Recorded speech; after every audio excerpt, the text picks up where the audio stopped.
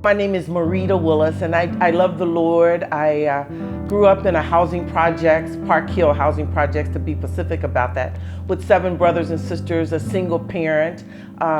Fortunately, I'm married to the guy that lived right next door to me. We've been married for over 44 years, and so our brothers and sisters are brothers and sisters to each other. Bob and I have 2 wonderful children, unfortunately both deceased. And then we have 2 wonderful grand guys that we call them, Noah Sosa and Nehemiah. They attend collegiate and we love spending time with them. And I love my friends. I love all the young girls that I hang around with. And I'm very involved in the community. God gives me a lot of grace to stay involved. So those are some of the things that are about me. What a great commission to have, the Kentucky Commission on Women in Kentucky. That's a commission that fights for girls and women in the state of Kentucky. They're the voice for the voiceless of those women. There's still lots of issues surrounding women and girls, although, you know, the women's suffrage that we're going to be celebrating this year is active. There's still lots of concerns that we have. And so that's the reason this commission is formed, and we have a great board, and we're looking forward to continually supporting women in any way that we can with the major issues that face us here in Kentucky.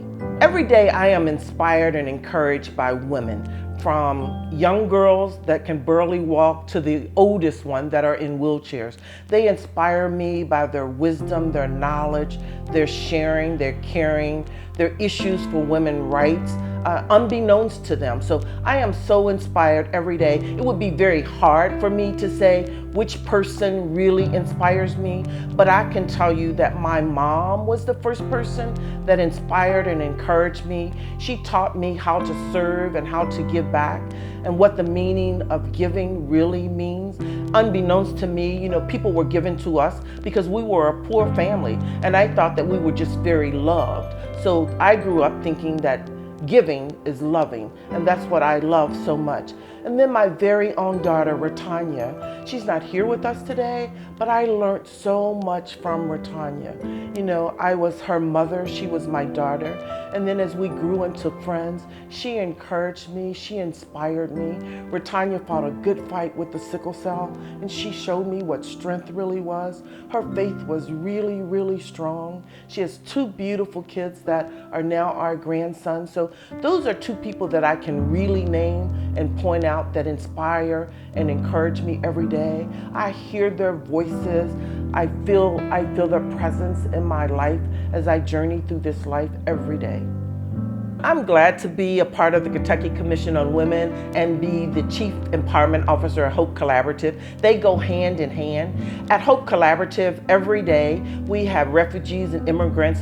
We're dealing with probably young ladies. They speak 100 different languages. And to empower them, to help them understand America to the fullest, and know the issues that we're dealing with in the Kentucky Commission on Women, and to bring that full circle with the young girls that we deal with and the families, because we have women that are coming in and out of our center every day at Hope Collaborative. So it fits so tight with the things that we are doing. So I'm so encouraged to be a part of the Kentucky Commission on Women and to share that with the group at Hope Collaborative. It just rings volumes to me. And when I come in there and they're speaking in their own language, because I always ask them to greet me in their own language as I greet them in their own language. And, I try to pronounce their name the way they want to pronounce their name. And when they say my name in their language, it just is very inspiring that our voices are ringing volumes as we grow to become supporting women.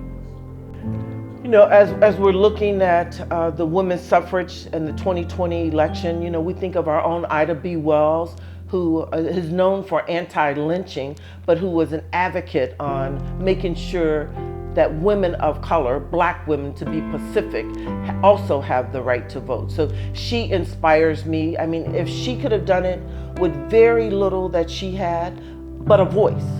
And that's how empowering our voices are.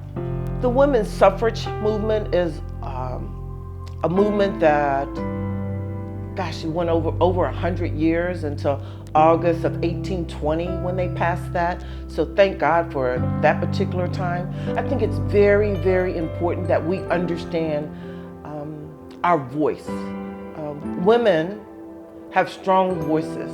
Sometimes we don't realize that, but we don't rule, but we control a lot. And it's very, very important that we understand our voice.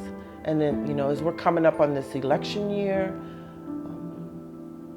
understand your voice.